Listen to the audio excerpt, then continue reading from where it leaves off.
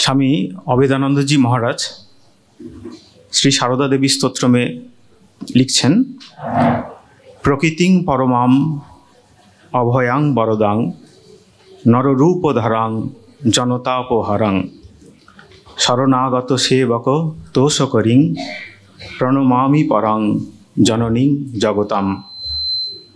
परमा प्रकृति जिनी अभया ओ बरदा, जिनी नरदेहे अवतीर्णा, जिनी जीव दुख हारिणी एवं शरणागत और सेवकदेर जिनी आनंद विधायिनी, सेई सर्वाराध्या जगज्जननी के प्रणाम करी।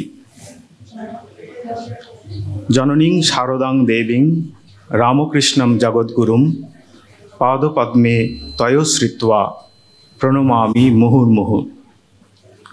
जननी शारदा देवी और जगद्गुरु रामकृष्णेर पादपद्मे आश्रय ग्रहण करे तादेरके बारंबार प्रणाम करी। भगिनी निवेदिता शारदा देवी सम्पर्के बोलছেন, शारदा देवी हलेन श्री रामकृष्णेर विश्व प्रेम धारणेर নিজস্ব पात्र। अन्य एकटी गाने रयेछे धरणीर भार हरिते आबार एलेमा आद्या सकती निखिल मातृ हृदय सागर मंथन सुधा मूरति। निखिल मातृहृदय मंथन करे जे मूर्ति आमरा पेয়েছি सेटी हच्छे शारदा देवी।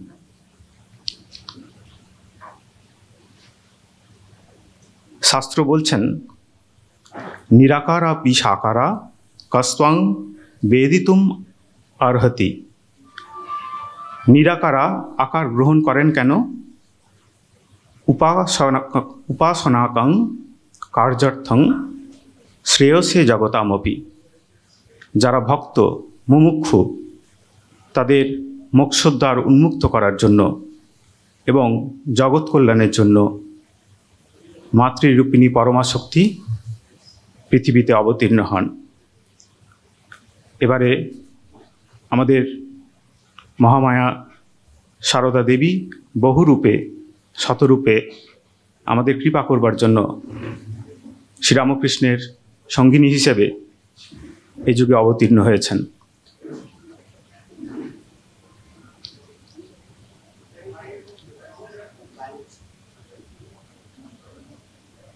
বাস্তবিক অর্থে শ্রী শ্রী মা ছিলেন শ্রীরামকৃষ্ণগত প্রাণ। যদিও তিনি সবসময় বলতেন যে ঠাকুরই আমাদের সব, তিনি গুরু, তিনি ইষ্ট, কিন্তু মাঝে মাঝে তিনি যে শ্রীরামকৃষ্ণ থেকে আলাদা নন, তিনি যে শ্রীরামকৃষ্ণের সঙ্গে অভিন্ন অভেদ, সেটি তার কথায় বক্তব্যে বহুবার আমরা পেয়েছি। এরকমই একটি স্মৃতিকথা আমরা পাই সরজুবালা দেবীকে। যখন তিনি সাধন ভজন প্রসঙ্গে সরজুবালা দেবীকে বলছেন, ঠাকুর ও আমাকে অভেদভাবে দেখবে, আর যখন যেভাবে দর্শন পাবে সেভাবেই ধ্যান স্তুতি করবে। ধ্যান হয়ে গেলেই পুজো শেষ হলো। এইখানে হৃদয়ে আরম্ভ ও এইখানে মস্তকে শেষ করবে, এই বলে দেখিয়ে দিলেন। পূজনীয়া যোগেন মায়ের স্মৃতি কথা আমরা পাই। যোগেন মা বলছেন, বেলুড়ে নীলম্বার বাবুর বাড়িতে একদিন সন্ধ্যার পর মা, আমি ও গোলাপ দিদি ছাদে পাশাপাশি বসিয়া ধ্যান করিতেছিলাম। আমার ধ্যান শেষ হইলে দেখি মা তখনও একভাবে বসিয়া আছেন, স্পন্দনহীন সমাধিস্থা। অনেকক্ষণ পরে হুঁশ আসিলে মা বলিতে লাগিলেন, ও যোগেন, আমার হাত কই, পা কই? আমরা মায়ের হাত ও পা টিপিয়া দেখাইতে লাগিলাম, এই যে পা, এই যে হাত। তবুও দেহটা যে রহিয়াছে অনেকক্ষণ পর্যন্ত মা বুঝিতে পারেন নাই। বৃন্দাবনে যখন গেছেন ঠাকুরের শরীর ত্যাগের পর তীর্থে গেছেন শ্রী শ্রী মা এবং আরও অনেকে। তখনকার একটি ঘটনা বৃন্দাবনের। বৃন্দাবনে কালাবাবুর কুঞ্জে একদিন সকালে ধ্যান করিতে করিতে মায়ের সমাধি হইল। সমাধি কিছুতেই আর ভাঙে না। আমি অনেকক্ষণ নাম শুনাইলাম, তাহাতেও সমাধি ভাঙিল না। শেষে যোগেন স্বামী আসিয়া নাম শুনাইবার পর সমাধির একটু উপশম হইলে ঠাকুর সমাধিভঙ্গের সময় যেরূপ বলিতেন সেইরূপই বলিলেন, খাব। কিছু খাবার জল ও পান তাহার সম্মুখে দেয়া হইলে ঠাকুর ভাবাবেশে যেরূপ খাইতেন, মা সেই রূপে ওই সকল একটু একটু খাইলেন। পানটি পর্যন্ত ঠাকুর যেভাবে সরু দিকটা কাটিয়া ফেলিয়া দিয়া খাইতেন, মাও ঠিক সেইভাবে খাইলেন। তখন তাহার ভাব, খাওয়া দাওয়া সবই হুবহু ঠাকুরের মতো হইয়াছিল। আমরা দেখিয়া অবাক হইয়া গেলাম। ভাব সম্পূর্ণ উপশম হওয়ার পর মা বলিয়াছিলেন যে তাহার উপর ওই সময় ঠাকুরের আবেশ হইয়াছিল।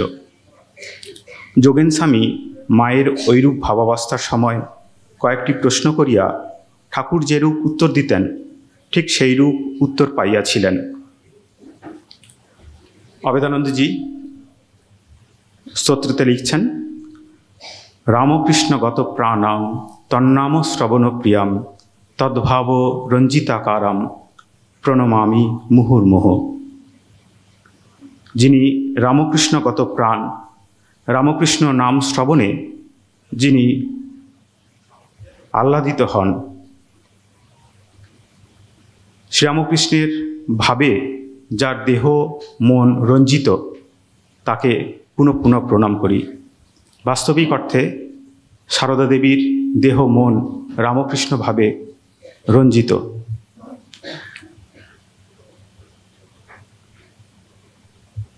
সারদা দেবী নীরবে নিভৃতে জীবনযাপন করেছেন। গ্রাম্য মহিলারা যেরকম, সাধারণ গ্রাম্য মহিলারা যেভাবে জীবন কাটান, অবগুণ্ঠনবতী প্রচারের আড়ালে নিজেকে লুকিয়ে রাখতেন। তার মধ্যে এই দেবী এবং মানবী ভাব সবসময় আমরা পাশাপাশি যুগপৎ দেখতে পাই। কিন্তু মানবী ভাবের আড়ালে তার দেবীর স্বরূপ মাঝে মাঝে তিনি আমাদের কাছে প্রকাশ করতেন। সেরকমই একটি কথা, ঠাকুর সারদা দেবীর স্বরূপ আমাদের কাছে তুলে ধরে গেছেন। ঠাকুর বলতেন, ও সারদা সরস্বতী জ্ঞান দিতে এসেছে। শ্রীসীমা নিজে স্মৃতিচারণ করে বলছেন, সকলে কি আর চিনতে পারে মা? ঘাটে একখানা হীরা পড়েছিল, সবাই পাথর মনে করে তাতে পা ঘষে স্নান করে উঠে যেত। একদিন এক জহুরি সেই ঘাটে এসে দেখে, চিনলে যে সেখানে এক প্রকাণ্ড মহামূল্য হীরা। ঠাকুর সাক্ষাৎ ভগবান। আমি আর কে?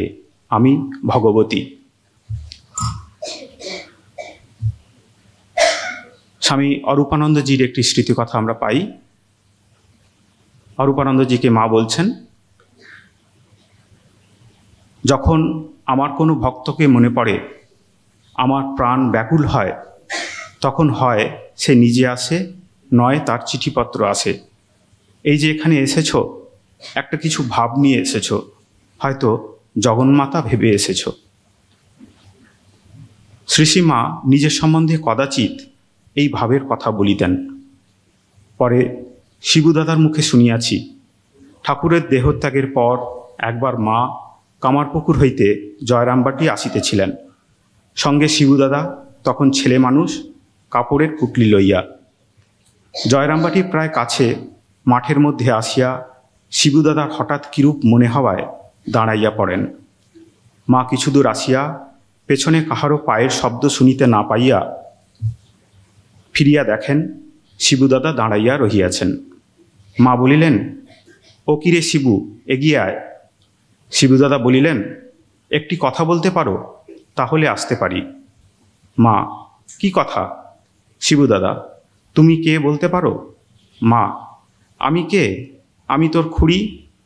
শিবু দাদা: তবে যাও, এই তো বাড়ির কাছে এসেছ, আমি আর যাব না। এদিকে বেলা শেষ হইয়াছে। মা: দেখো দেখি, আমি আর কে রে? আমি আবার কে রে? আমি মানুষ, তোর খুড়ি। শিবু দাদা: বেশ তো, তুমি যাও না। শিবু দাদাকে না যাইতে দেখিয়া মা শেষে বলিলেন, লোকে বলে কালী। শিবু দাদা: কালী তো ঠিক।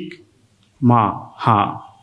শিবু দাদা: তবে চলো, বলিয়া সঙ্গে সঙ্গে জয়রামবাটি যাইলেন। অরূপানন্দজি আবার প্রশ্ন করছেন, তুমি কি সকলেরই মা? মা: হাঁ।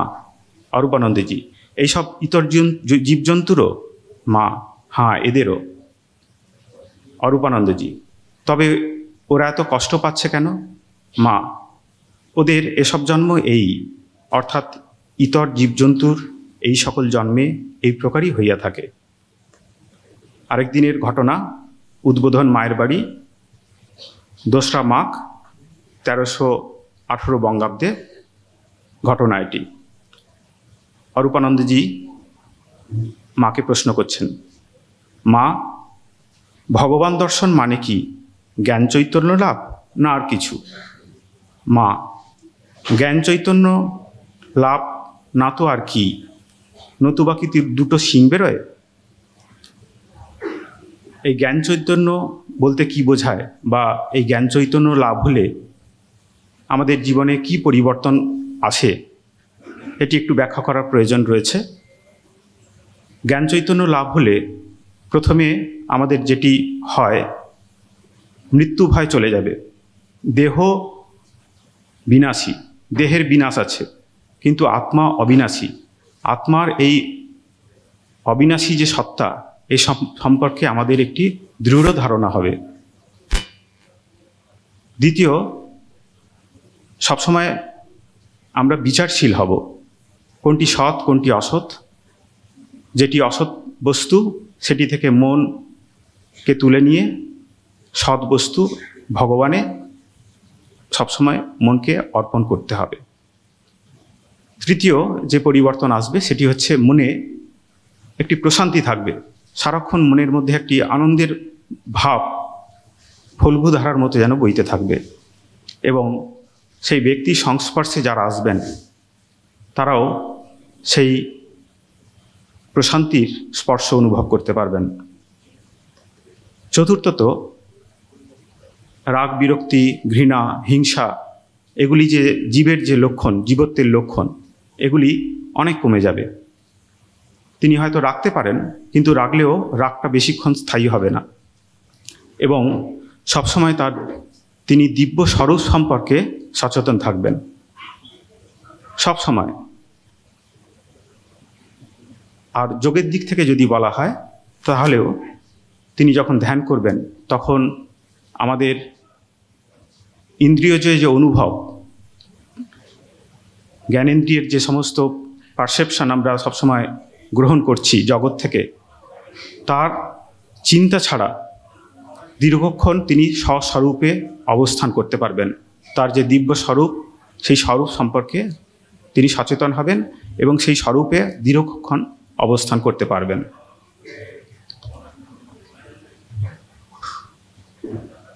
অরূপানন্দজি এখানকার অনেক ভক্তদের ভগবান দর্শন মানে অন্যরকম, তাকে চোখে দেখা, কথা বলা। অরূপানন্দজি: আচ্ছা মা, কেউ চাচ্ছে কিন্তু পাচ্ছে না, আবার কেউ চাচ্ছে না তাকে দিচ্ছেন, এ কথার মানে কি? মা: ঈশ্বর বালক স্বভাব কি না? কেউ চাচ্ছে তাকে দিচ্ছেন না, আবার কেউ চায় না তাকে সেধে দিচ্ছেন। হয়তো তার পূর্বজন্মে অনেক এগুলো ছিল, তাই তার উপর কৃপা হয়ে গেল। অরূপানন্দজি: তাহলে কৃপাতেও বিচার আছে?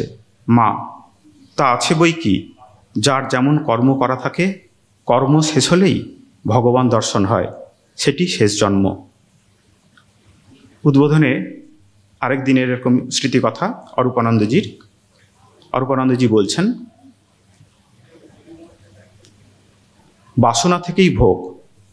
চৌতলা বাড়িতে বাস করেও যার বাসনা নেই তা কিছুই না, আর গাছতলায় বাস করেও বাসনা থাকলে ওই থেকেই সব ভোগ এসে পড়ে। ঠাকুর বলতেন, মহামায়ার এমনি খেলা যে যার 3 কুলে কেউ নেই তাকে দিয়েও একটা বিড়াল পুষিয়ে সংসার করাবে। মা, তাই তো, বাসনা থেকেই সব। বাসনা না থাকলে কিসের কি? এই যে আমি এসব নিয়ে আছি, ওই আমার তো কোনো বাসনা হয় না, কিছুই না। অরূপানন্দজি: তা তোমার আবার বাসনা কি? মা: অরূপানন্দজি: তা তোমার আবার বাসনা কি? মা: আমাদের ভেতর কত কি তুচ্ছ বাসনা উঠছে, এসব কি করে যাবে? মা: তোমাদের ওসব কোনো বাসনা নয়, ও কিছু নয়, মনের খেয়ালে অমনি উঠছে যাচ্ছে, ওসব যত বেরিয়ে যায় তত ভালো। অরূপানন্দজি: কাল বসে বসে ভাবছিলুম যে ঈশ্বর যদি রক্ষা না করেন তো কাহাতক মনের সঙ্গে লড়াই করা যায়। এক বাসনা যাচ্ছে তো অন্য বাসনা উঠছে। মা: যতক্ষণ আমি রয়েছে ততক্ষণ বাসনা তো থাকবেই। ওসব বাসনায় তোমাদের কিছু হবে না, তিনিই রক্ষা করবেন। যে তার শরণাগত, যে সব ছেড়ে তার আশ্রয় নিয়েছে, যে ভালো হতে চায়, তাকে তিনি যদি রক্ষা না করেন সে তো তারই মহাপাপ। তার উপর নির্ভর করে থাকতে হয়। তিনি ভালো করতে হয় করুন, ডোবাতে হয় ডোবান, তবে ভালো কাজটি করে যেতে হয়, আর তাও তিনি যেমন শক্তি দেন। জীবনযাপন সম্পর্কে শ্রী শ্রী মায়ের অনেক স্মৃতিকথা রয়েছে। বিভিন্ন ভক্তদের, সন্তানদের বিভিন্ন সময় তিনি বিভিন্ন উপদেশ দিয়েছেন, তারই কয়েকটি স্মৃতিকথা। স্বামী শান্তানন্দজির স্মৃতিকথা। আমি জিজ্ঞাসা করিলাম, মা, কিভাবে জীবনযাপন করব?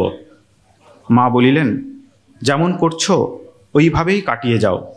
তাকে ব্যাকুলভাবে প্রার্থনা করবে, সদা সর্বদা স্মরণ মনন রাখবে। মন্দ কাজে মন সর্বদা যায়, ভালো কাজ করতে চাইলে মন তার দিকে এগোতে চায় না। আমি আগে রাত 3টের সময় উঠে প্রত্যহ ধ্যান করতুম। একদিন শরীর ভালো না থাকায় আলস্যবশত করলুম না, তা কদিন বন্ধ হয়ে গেল। সেজন্য ভালো কাজ করতে গেলে আন্তরিক খুব যত্ন ও রোগ চাই। যখন নবতে থাকতুম, রাতে যখন চাঁদ উঠত, গঙ্গার ভেতর স্থির জলে চাঁদ দেখে ভগবানের কাছে কেঁদে কেঁদে প্রার্থনা করতুম, চন্দ্রতেও কলঙ্ক আছে, আমার মনে কোনো দাগ না থাকে। আমি: মা, মন স্থির হয় না কেন? যখন ভগবানের বিষয় চিন্তা করি তখন মন নানা বিষয়ে যায়। মা: বিষয় বলতে টাকা কড়ি, পুত্র পরিবার, এসব বিষয়ে মন যাওয়া খারাপ।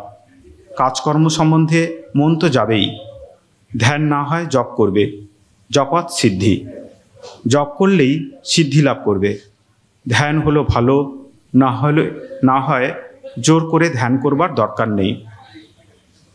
আমি: অনুরাগ না থাকলে শুধু নাম জপ করলে কি হবে? মা: জলেতে ইচ্ছা করেই পড়ো আর ঠেলেই ফেলে দিক, কাপড় ভিজবেই।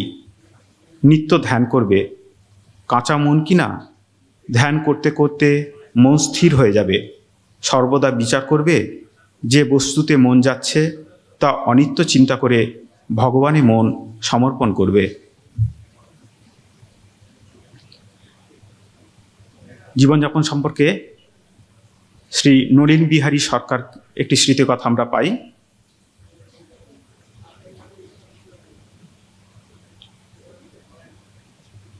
নলিন বিহারী স্মৃতিচারণ করছেন। ধ্যান জপের কথা উঠায় মা বলিলেন, ধ্যান জপের একটা নিয়মিত সময় রাখা খুব দরকার, কারণ কখন যে ক্ষণ বয় বলা যায় না, ও হঠাৎ এসে উপস্থিত হয়, টের পাওয়া যায় না। সেজন্য যতই গোলমাল হোক নিয়ম রাখা খুব দরকার। নলিন বিহারী: কাজের ঝঞ্ঝাট বা অসুখ প্রভৃতি আছে, সেজন্য সকল সময় নিয়ম রাখা সম্ভব হয় না। মা: অসুখ হলে তো আর আয়ত্ত নেই, আর নেহাত যদি কাজের ঝঞ্ঝাট থাকে তবে স্মরণ প্রণাম করলেও হয়। নলিন বিহারী: কখন সময় করা কর্তব্য? মা: সন্ধিক্ষণেই তাকে ডাকা প্রশস্ত। রাত যাচ্ছে, দিন আসছে, দিন যাচ্ছে, রাত আসছে, এই হলো সন্ধিক্ষণ। এই সময় মন পবিত্র থাকে। মনের দুর্বলতা সম্বন্ধে জিজ্ঞাসা করায় মা বলিয়াছিলেন, বাবা, ওটা প্রকৃতির নিয়ম। যেমন অমাবস্যা পূর্ণিমা আছে না, তেমনি মনও কখনো ভালো কখনো মন্দ হয়। একদিন কথা প্রসঙ্গে আমি বলিয়াছিলাম, মা, সংসারে থেকে কোনো কাজ হয় না। তদুত্তরে তিনি বলেন, বাবা, সংসার মাহা দঁক, পাক। দঁকে পড়লে ওঠা মুশকিল। ব্রহ্মা বিষ্ণু খাবি খান, মানুষ কোন ছাড়। তার নাম করবে, নাম করতে করতে তিনি একদিন কাটিয়ে দেবেন। তিনি না কাটালে কি উদ্ধার পাওয়া যায় বাবা? তাতে খুব বিশ্বাস রাখবে। সংসারে যেমন মা বাপ ছেলেদের আশ্রয়স্থল, তেমনি ঠাকুরকে জ্ঞান করবে।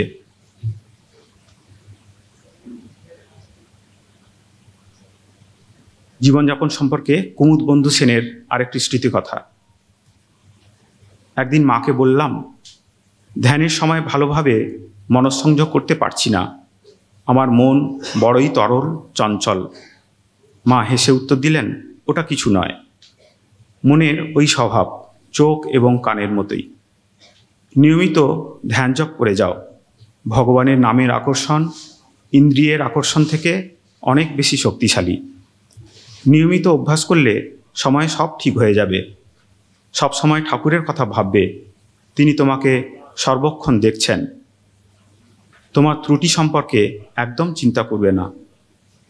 আমি বললাম, মা, আশীর্বাদ করুন যাতে আমি নিয়মিত অভ্যাস করতে পারি। মা মিষ্টি হেসে বললেন, তোমার কথাবার্তা, কাজকর্ম ও অভ্যাস সম্পর্কে সৎ থাকবে। তাহলেই অনুভব করবে কতখানি ধন্য তুমি। ঠাকুরের আশীর্বাদ সর্বক্ষণ জীবের উপর বর্ষিত হচ্ছে, তা চাওয়ার দরকার হয় না। ব্যাকুল হয়ে ধ্যান জপ করো, তার অসীম কৃপা বুঝতে পারবে। ভগবান চান ঐকান্তিকতা, সত্যবাদিতা, ভালোবাসা। বাহ্যিক ভাবোচ্ছ্বাস তার কাছে পৌঁছয় না। নিয়মিত নির্দিষ্ট সময়ে নাম জপ করবে। মন্ত্রোচ্চারণের সময় সর্বশক্তি দিয়ে মনকে একাগ্র করবে। যদি অন্য সমস্ত চিন্তা সরিয়ে দিয়ে হৃদয়ের গভীরতম আরতির সঙ্গে তুমি প্রভুকে ডাকতে পারো, তিনি সাড়া দেবেনই। করুণাময় তিনি, তোমার প্রার্থনা পূরণ করবেন।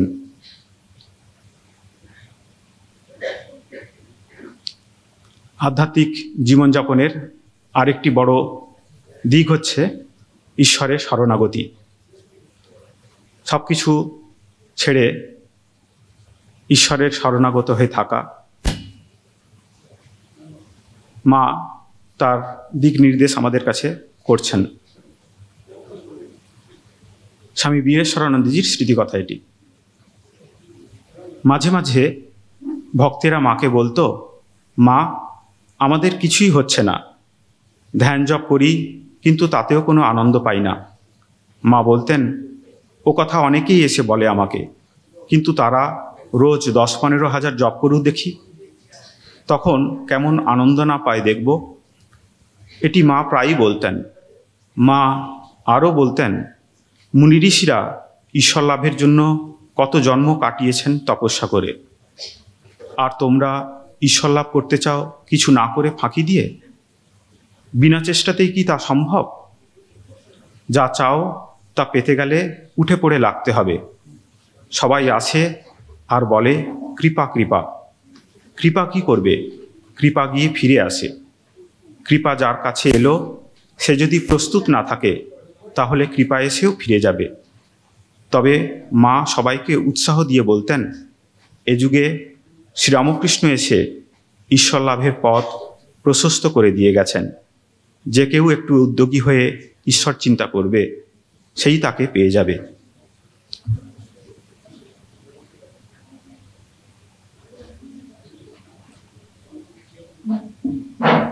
শরণাগতি প্রসঙ্গে স্বামী ঈশানানন্দজির আরেকটি স্মৃতি কথা আমরা পাই।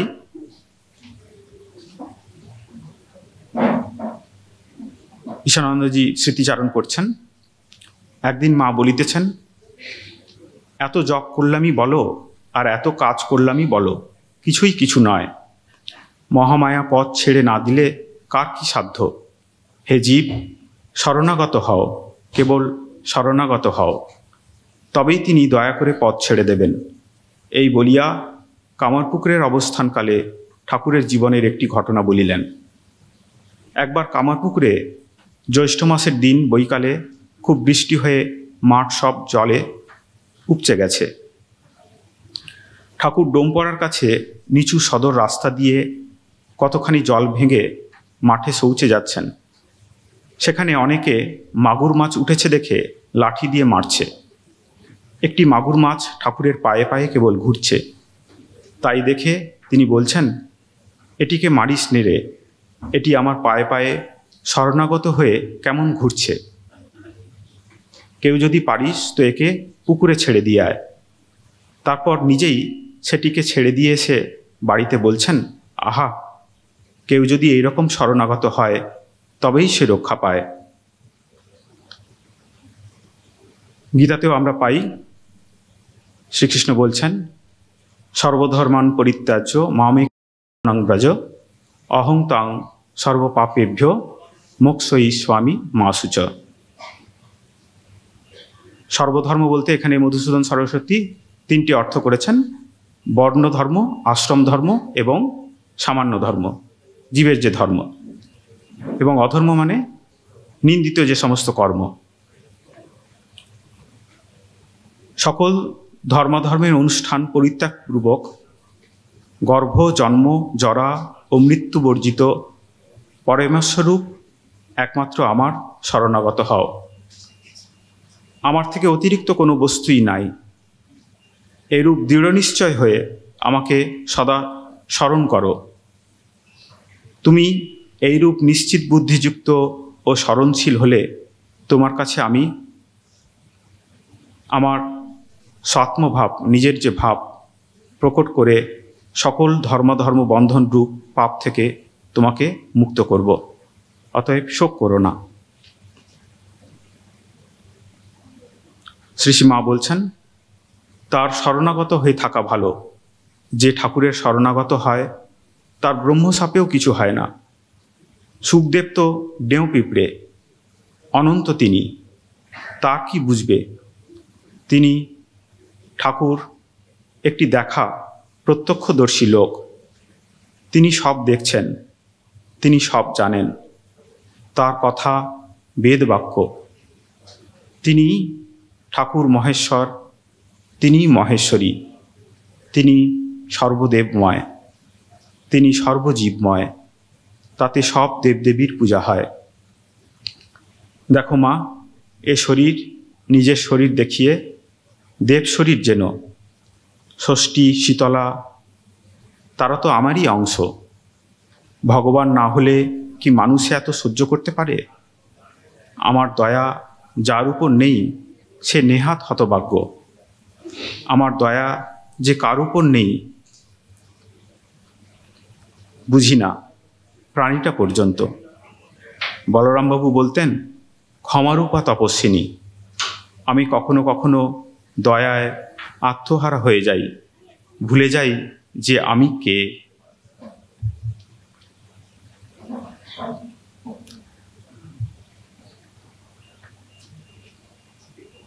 বাবা, আদর্শ হিসেবে যা করতে হয় তার চেয়ে ঢের বেশি করেছি। পার্বতীও শিবের জন্য করেছিলেন, নইলে লোকে বলবে কই সাধারণের মতো খায় দায় আছে, আর পঞ্চ তপটপা এসব মেয়েলি। যেমন ব্রত সব করে না, ঠাকুর সব সাধনা করেছেন। বলতেন, আমি ছাঁচ করে গেলুম, তোরা সব ছাঁচে ঢেলে তুলে নে।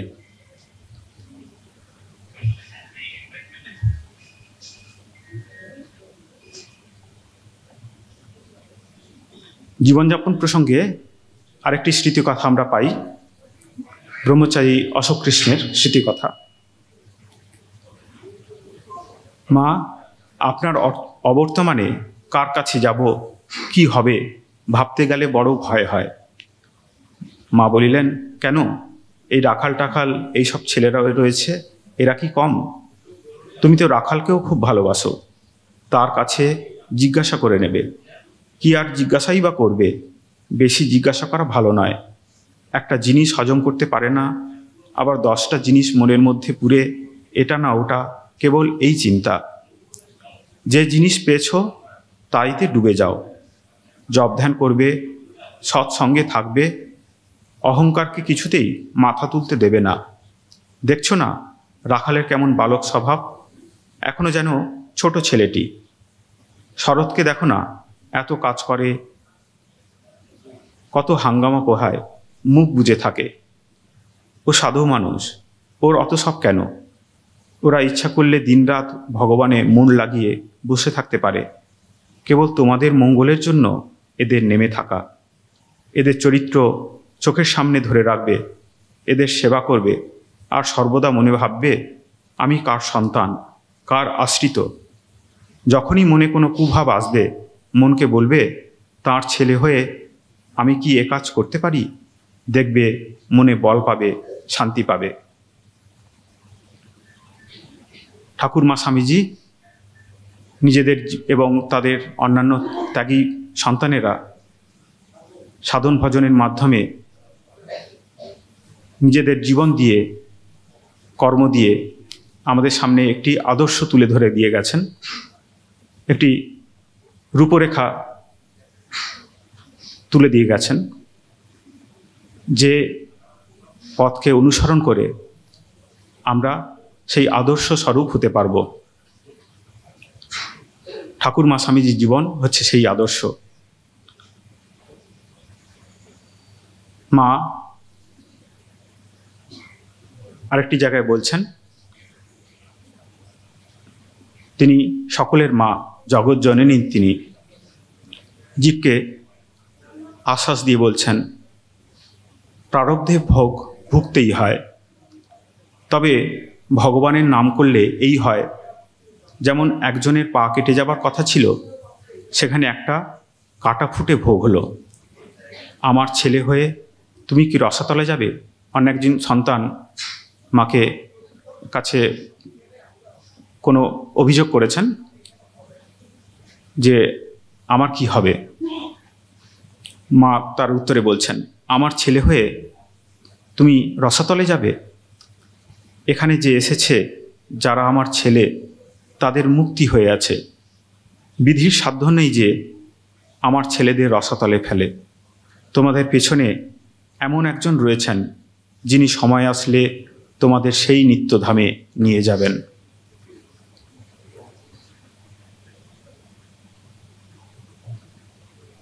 গিরিশ ঘোষ শ্রী শ্রী মাকে জিজ্ঞাসা করেছিলেন, তুমি কীরকম মা? মা এক অপূর্ব উত্তর দিয়েছিলেন, আমি সত্যকারের মা, গুরুপত্নী নয়, পাতানো মা নয়, কথার কথা মা নয়, সত্য জননী। শরীরত্যাগের কিছুদিন আগে শ্রী শ্রী মা বলেছেন, যারা এসেছে, যারা আসেনি, আর যারা আসবে, আমার সকল সন্তানদের জানিয়ে দিও মা, আমার ভালোবাসা, আমার আশীর্বাদ সকলের উপর আছে। মায়ের এই আশ্বাসবাণী আমাদের ভরসা, আমাদের আশ্রয়স্থল, আমাদের দৃঢ় বিশ্বাস শ্রী শ্রী মা সর্বক্ষণ আমাদেরকে রক্ষা করছেন, আমাদেরকে তিনি আশ্রয় দান করছেন। আজকে শুভ পদার্পণ তিথিতে শ্রী শ্রী মায়ের কাছে আমাদের প্রার্থনা, তিনি যেন আমাদের সবাইকে ভালো রাখেন, আমাদের কল্যাণ করেন। শ্রী শ্রী মা হচ্ছেন মুক্ষদ্বার কপাট পাটন করি। যারা ভক্ত, যারা মুমুক্ষু, যারা তাকে চান আন্তরিকভাবে, তিনি তাদের কৃপা করবেন, তাদের মোক্ষের দ্বার তিনি উন্মুক্ত করবেন। এই প্রার্থনা ঠাকুরমা স্বামীজির কাছে জানিয়ে আজকের এই পাঠ এখানেই আমরা শেষ করছি।